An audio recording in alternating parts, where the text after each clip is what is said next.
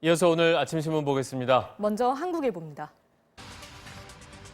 한 취업 포털 업체가 성인 남녀 3천여 명을 대상으로 올해의 한자를 설문한 결과 20대 응답자들은 희망하는 2020년의 한자로 나아갈 진을 꼽았다고 합니다.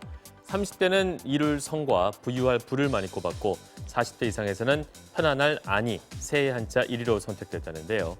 한편 2019년 지난 한 해를 상징하는 한자로 20대는 이룰 성을 선택한 반면에 30대와 40대는 부정적인 의미가 내포된 위태할 위와 어지러울 란을 각각 첫 손에 꼽았다고 합니다.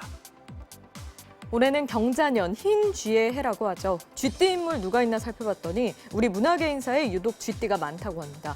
김동인, 최인훈, 신경림, 김훈 선생 등이 쥐띠 문인이고 세계적 바이올리니스트 정경화 씨, 영화감독 임권택, 강우석, 김기덕 씨도 쥐띠라고 합니다. 정관 재계에는 1960년 동갑내기인 홍남기 경제부총리, 윤석열 검찰총장 등을 비롯해 허창수 GS그룹 회장과 최태원 SK 회장 등이 있다는데요.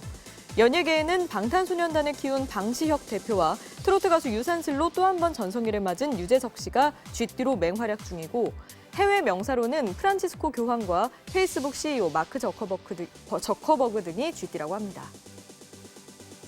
대형마트 업체들이 오늘부터 자율 포장대에서 포장용 테이프와 플라스틱 끈을 없앤다고 하죠.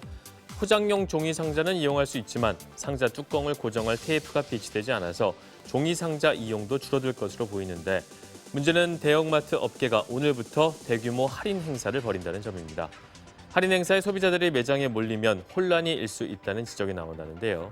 반면 소비자들이 생각보다 빠르게 적응할 것이란 전망도 있는데 마트를 찾은 소비자들이 새 정책에 잘 적응할지 주목된다고 신문은 보도했습니다.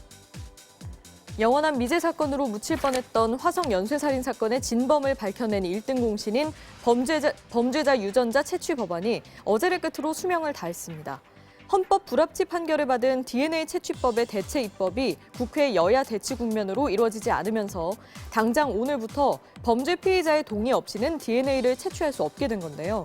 이에 따라 DNA 정보를 활용해 미제 사건 용의자를 찾아냈던 경찰로서는 수사의 차질이 불가피할 것으로 전망된다고 합니다.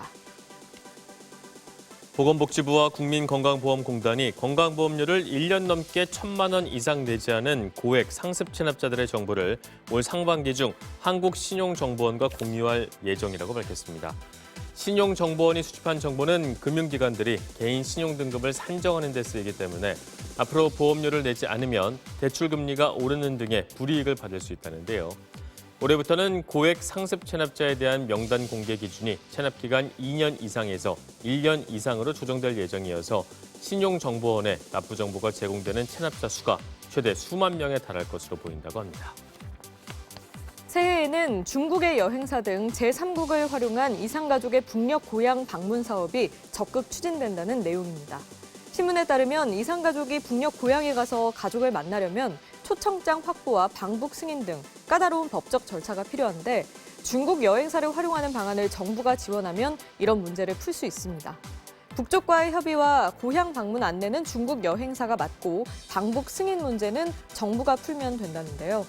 정부는 이와 함께 민간 차원의 이산가족 교류 활성화를 위해 생사 확인과 상봉, 서신 교환 등을 지원하는 비용과 지원 횟수도 늘리기로 했다고 합니다. 아침 신문 살펴봤습니다.